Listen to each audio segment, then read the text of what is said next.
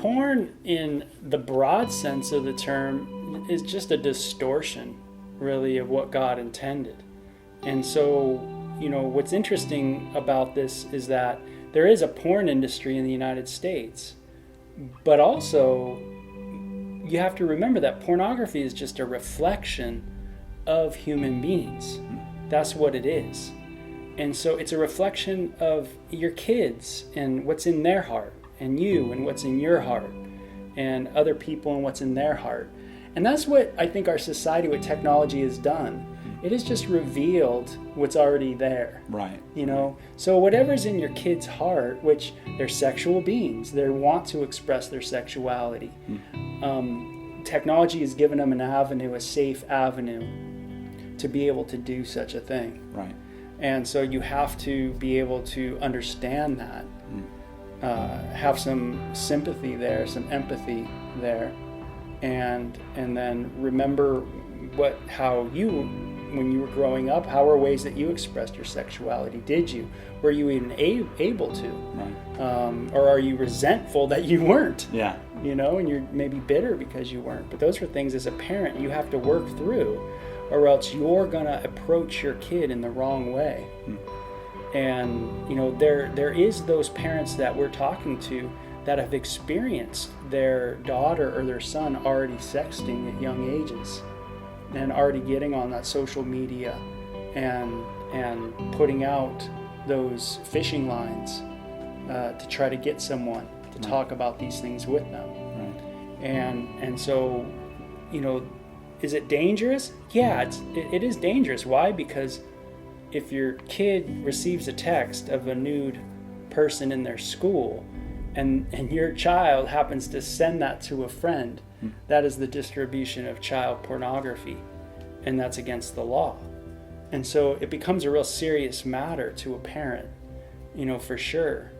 But regardless of how serious of an action that is, the way you approach your kid is important, and you don't throw off love, and you don't throw off, having compassion.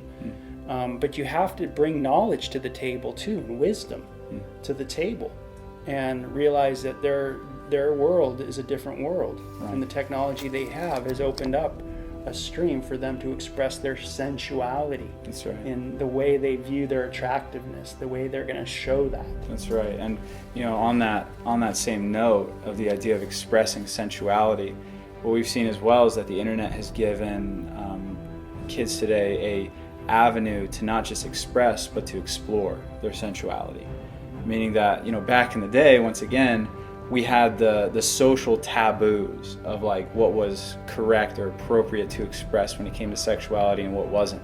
And so most people, because they're not as outgoing, they held these things in. They weren't able to express them, and so they just kind of sat on them. But today, you're able to express and even process things in your sensuality that you weren't able to before. So on social media, again, if your teenager feels like they might be a different gender, or attracted to something that's not acceptable or appropriate in certain contexts, they're able to now communicate about these things very openly and find pornography that shows them these things so that they can start to, like I said, explore and to see what am I into. Or talk to people. Parents need to realize that there's educators like the Scarlet Teen, I think it's .com, and other organizations like that are sexual educators online. Right. And they make so much of their resources available for free. Right.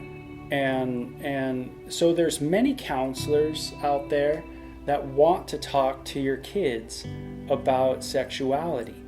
And so when you are not safe to approach, and your kid can't talk to you about why monogamy is right, or why isn't polygamy fine? Why isn't polyandry fine? Why isn't it okay to have open marriages? Why is it not okay to be swingers? If they can't have those kind of conversations with you nowadays as a parent, they will find those educators online. Right.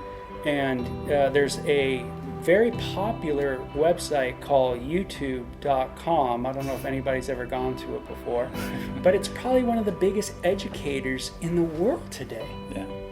Is just that website alone, and how many people are available Right. to talk to your student and share with them their worldview on why it might be okay. Right.